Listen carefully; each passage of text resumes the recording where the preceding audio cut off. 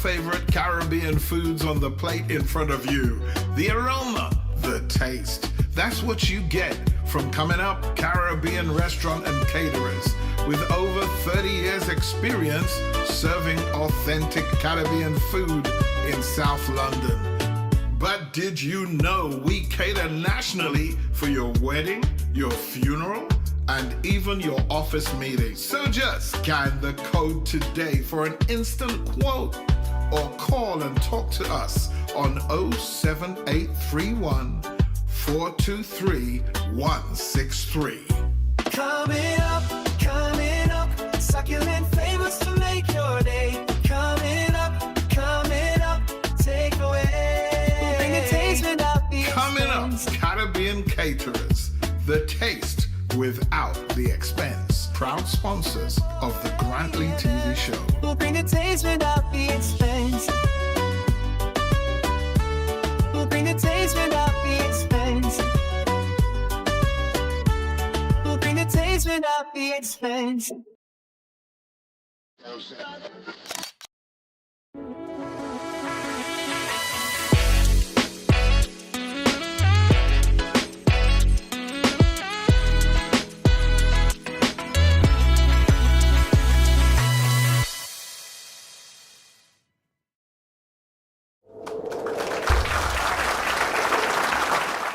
Well, good day and welcome to another edition of the Grantley Show. It's so good to have your company today. I am extremely excited about my guests on the program today. I've been looking forward to this interview for some time, and it's right that it's come round at this time of the year as well. For those of you who may be watching at a different time, it is Christmas Eve, and it's a very exciting time for everybody. Getting ready for the big day, as they call it. So my guest on the program today is a playwright, a poet, a theatre producer and a director who has worked producing some great work over the years. He's a great storyteller, he's a poet, he's a cultural commentator, and he has been since 2014. He has written and produced and toured 4 successful stage productions. This might give it away a little bit. So, who remembers the play called Love, Sex, and all that jazz? I want to say sex, but it's sax and all that jazz. The Mans Dem, and there's a host of others, like Midlife Crisis, etc. My guest is the one and only Alan Charles. Great to be here with you. Yeah, it's good to have you as well, Alan. We've been joined as well by these lovely young ladies, V and Grace. How are you all? You guys all right? You good? I'm good. Everybody good? Can I just wish you all a Merry Christmas? Thank you. And the same Merry to you, my Christmas bro. to you. Merry Christmas And to the you. same to you. I'm gonna start off with Alan for a little while. I hope that's okay. Alan, we go back a ways, and you know, I didn't get a chance to touch on the fact that you've released a couple of albums, and you know, poetry is your first love, I would say, but you're also a singer, songwriter, producer, and now the focus tends to be on plays. I want to give our audience a sort of snapshot view of where you're coming from. Because like I said, we go back a way, you know, because we've both been in the industry for a while, much more than 20 years, I would say, Alan. More than that, 35 years for me. How did it all start, Alan, for you? How did this all start? I would say it started in the Caribbean, because I grew up in St. Vincent and the Grenadines. And I keep on telling people that Caribbean people are great storytellers. And so that's where I got my foundation of storytelling, whether it was a Nancy story or Bible stories. So that was in the early 80s. And then I came back because I was born in England, but spent my primary years in St. Vincent. I came back to the UK in 1982. So I spent my secondary years in England. And at the time, you probably remember that was the heyday of the sound systems. Saxon Sound, Coxon Sound, Tipper Irie, Daddy Colonel, Daddy Rusty, all them guys. South London Sound, and I was living in South London, Peckham, capital of London, right? And so you had the influence of the sound system. You also had at the time when hip hop and rap was just coming through as well.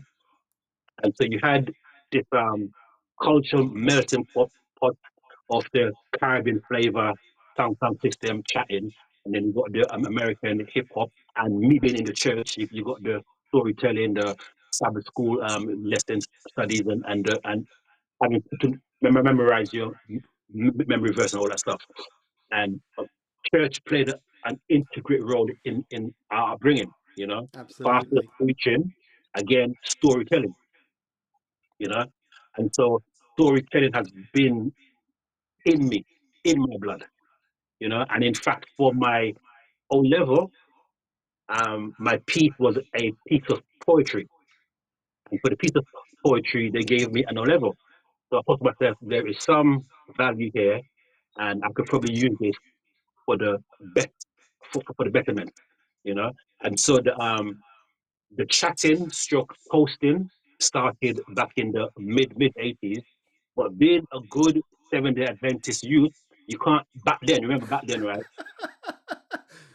No You'd get music. backbench real quick. Back, yeah, back then, the cultural expression wasn't fully appreciated back then, you know.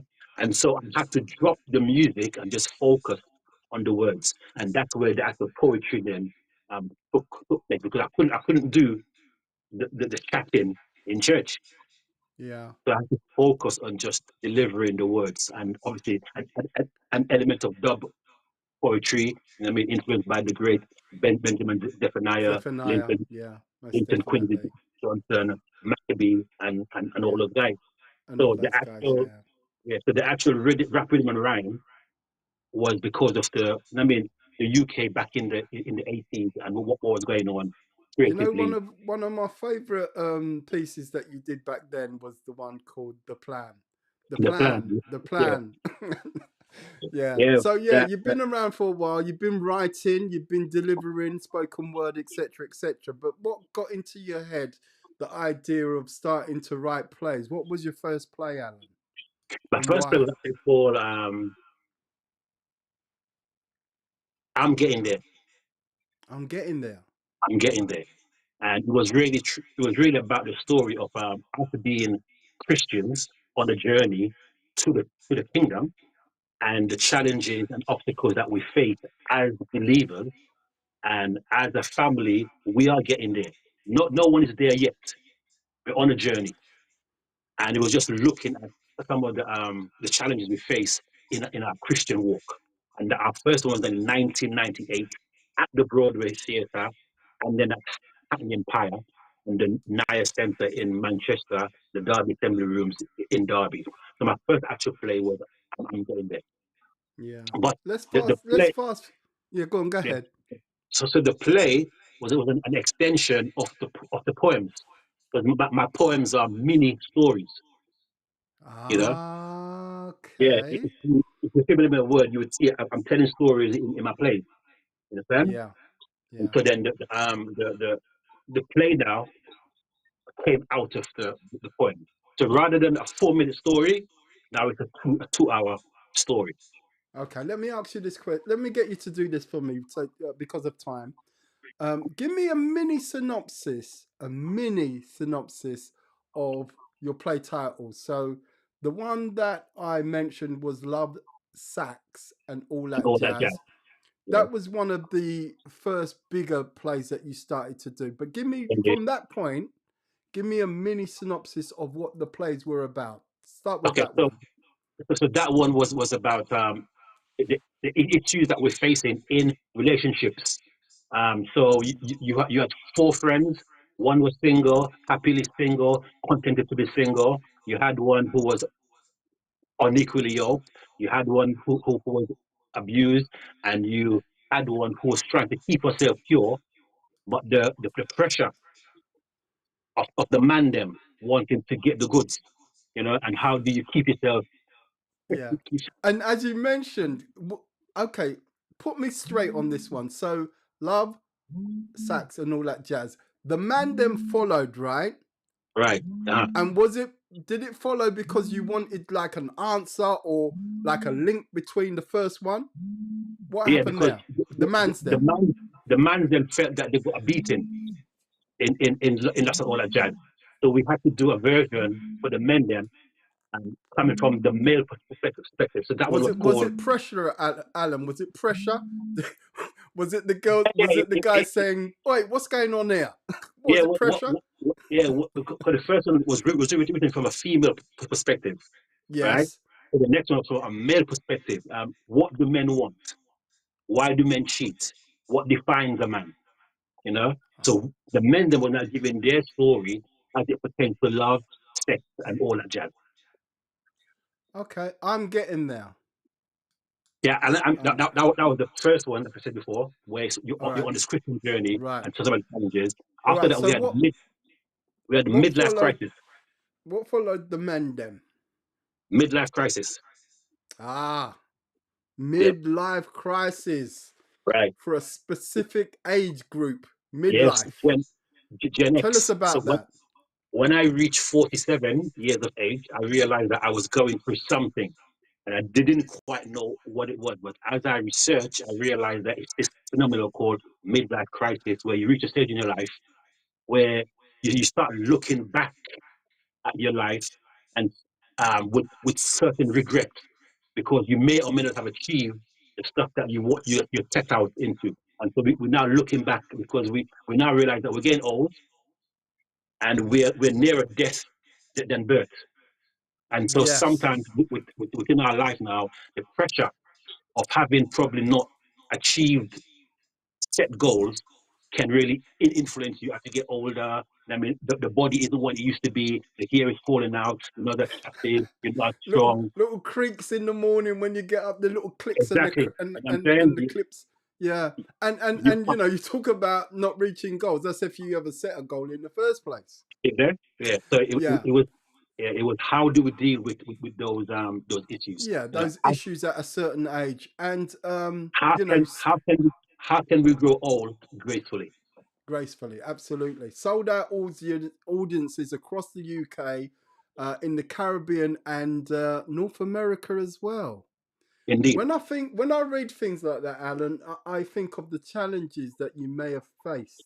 Okay, because not only are you the playwright, not only are you the one that directs, etc., but you're the one that has to deal with all of the logistics and setting up of this and that and Everything. arranging flights and what Yeah. would you say is the biggest challenge before we move on to the latest play title? What would you say is the biggest set of challenges that you have faced when it comes to putting everything together? I think really and truly is the lack of support from the brethren as a whole. You You're know, talking. Mm, Let me get this straight. Are you talking from? Because I know you've just said what you've just said, but I want you to be specific. Are you talking about from a media perspective, media-wise, well, not advertising, really. etc.? I'm talking well that as well, but I'm talking about the church on the whole. I am a church boy, The church. born and bred in the church, slide in the church, still in the church. The church is me. I'm in the church. Boom, boom, boom, boom, boom. Yeah, but Okay. we don't Okay. always get the support from the church that we need to make our life easier. You understand? Okay. What Um, kind of support are we talking about, Alan? I want you to just give me that. okay. Give me like a So, specific. okay, access to the church to be able to share what we're doing. You know, a simple thing like, okay, can I come to your church after service and give out flyers about my play that I'm doing? Simple. That is Could you simple. That is announce very my simple. play? Could you announce my play on your social media sites? I'm saying here is a Christian play, been all over the world. Yeah, it's beneficial for the church because what I write is faith based. You know, it's church stuff. I could be writing other stuff that you don't condone, and then you will criticize me.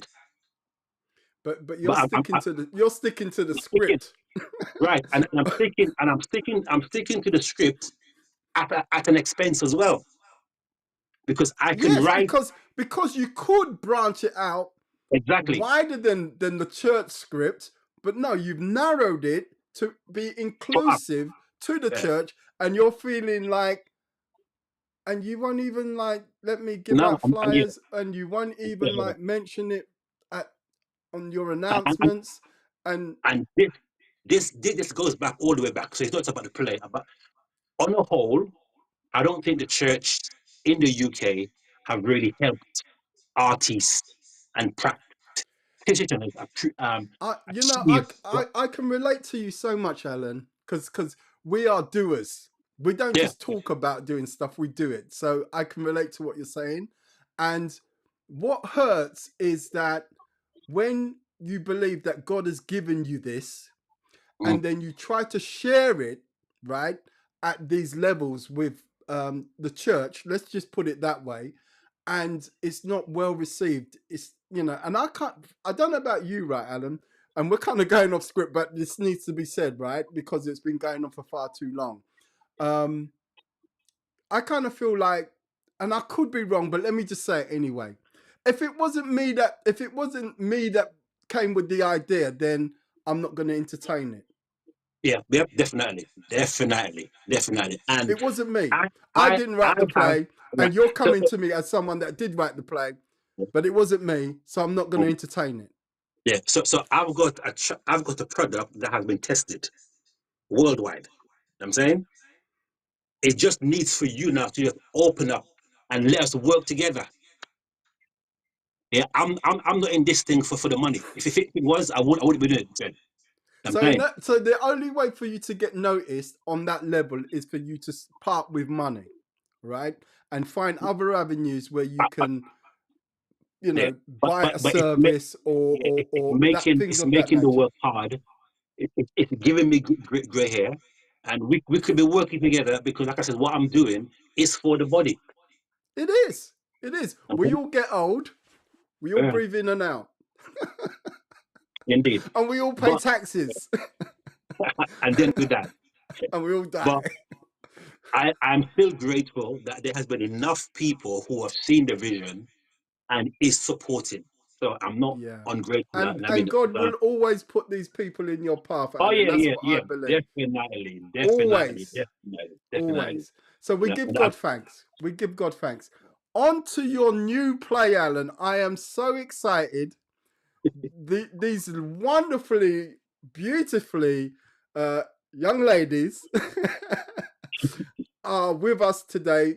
And I want to make sure that we highlight them. V, it's so good to meet you. Grace, I'm going to give you some direction. Grace, sit up for me. Sit forward for me, my darling. Thank you so much. Right, I'm going to start with Grace. Grace, tell us your role. And first of all, tell us the name of the play and tell us your role within the play, please. Okay, the name of the play is Why Didn't I Get Married? Uh-huh. Right? Carry Why on. didn't I And get married? your role within the play? My role in the play is I got pregnant while being in church. Oh my dear. Oh my days. That's a little bit controversial. Absolutely. All right, so you got pregnant. Okay. And without giving by a trainee minister. by a train do what? By a training minister. oh Wow, that dear. is very controversial. So there's a whole gambit of the storyline that unfolds within the play. Absolutely. Okay. Very interesting indeed. I'm sure Alan didn't write like in great detail, like how when it happens and etc. We No. never know. We'll have to see the play. Yes. V, it's so nice to see you. It's so nice to see you. Tell us your role within the play.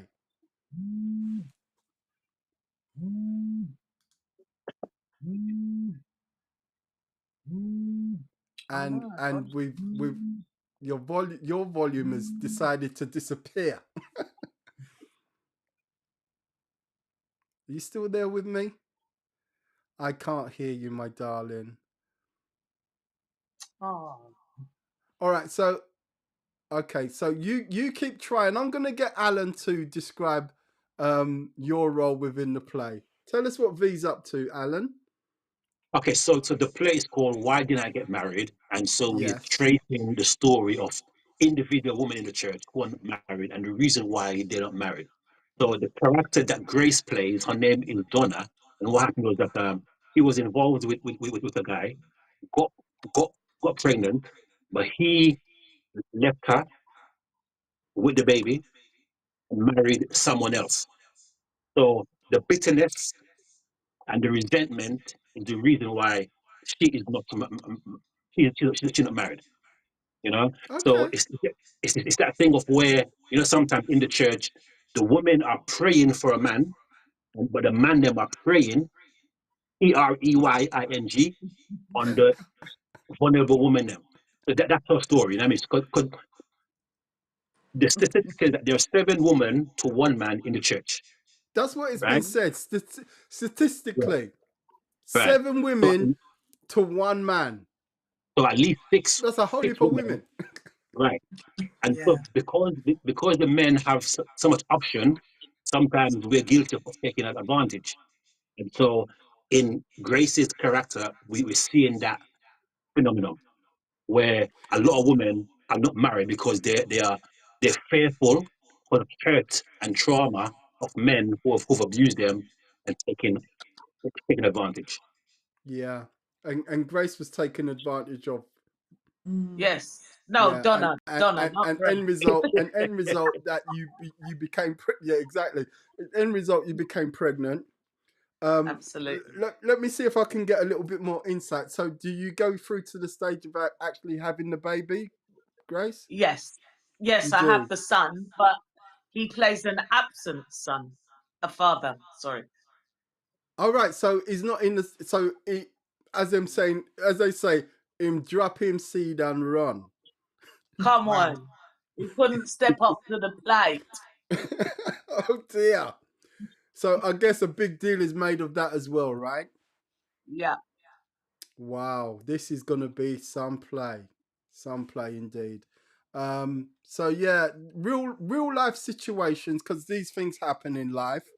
You know, there are women in church that do have children out of wedlock, and how it's viewed from man's perspective as well as God's perspective. And a lot of women have faced persecution over the years for things like that, Yep, right, Alan? yep, indeed, Yeah. definitely. And the men get away scot free in many. Yeah. They Yeah. don't get the same scrutiny or Yeah. discipline or Yeah. backlash, you know. All So, like right. I said, I am a church boy, and I'm dealing with issues that we face in the church that sometimes we don't talk about Yeah.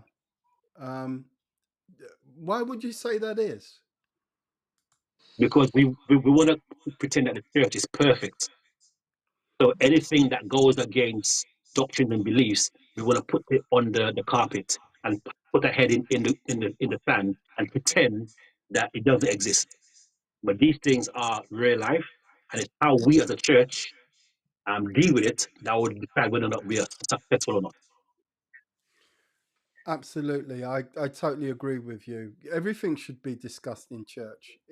It's just from, what angle, from a Bible perspective, what does Jesus say, etc., etc. But everything should be discussed, because the minute you start hiding certain things, then it goes underground and then it takes on a sort of Exactly. a different life of its own, an ungodly life of its own.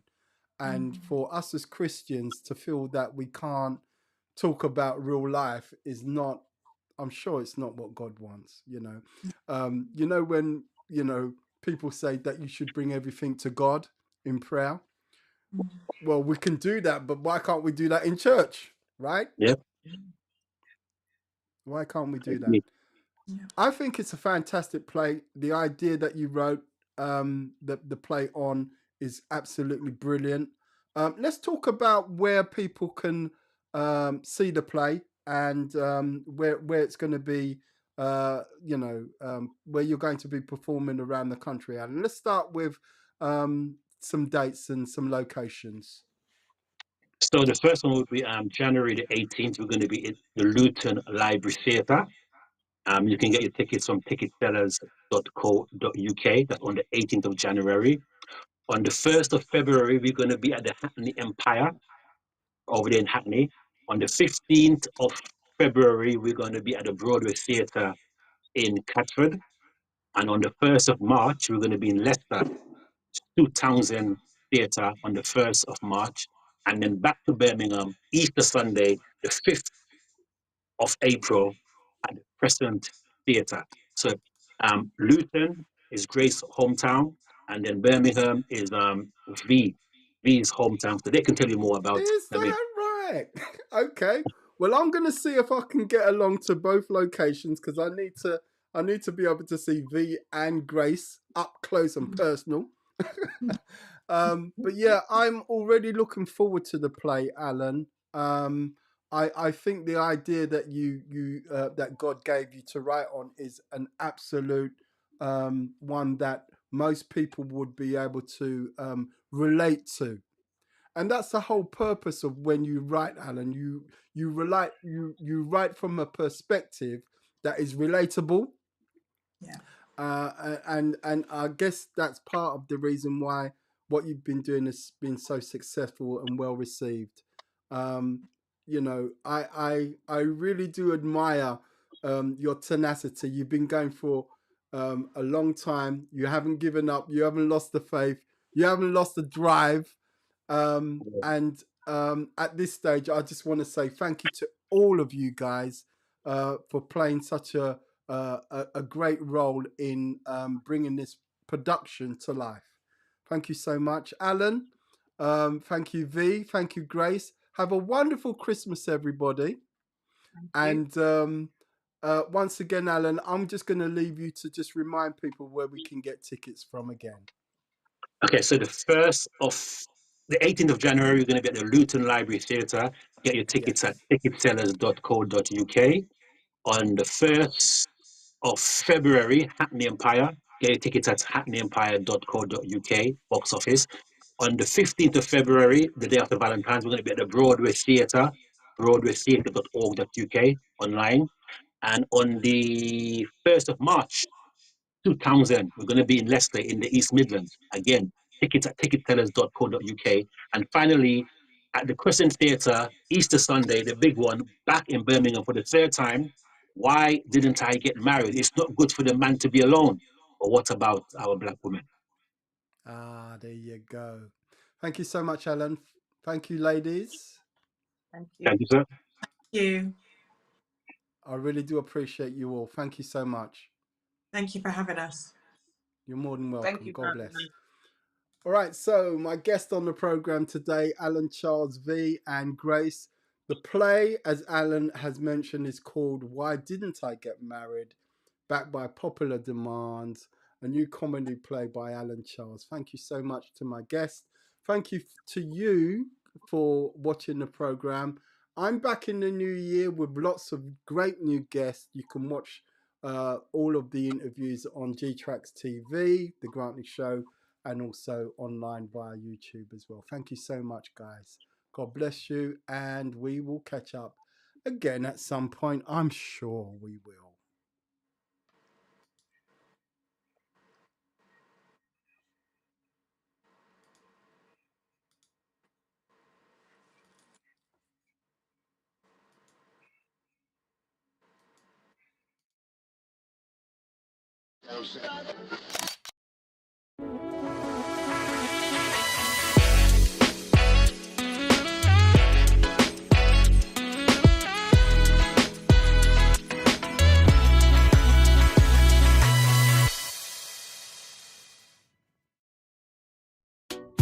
Coming up, succulent flavors to make your day. Coming up, take away.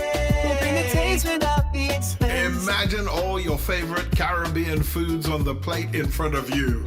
The aroma, the taste. That's what you get from Coming Up Caribbean Restaurant and Caterers. With over 30 years experience serving authentic Caribbean food in South London.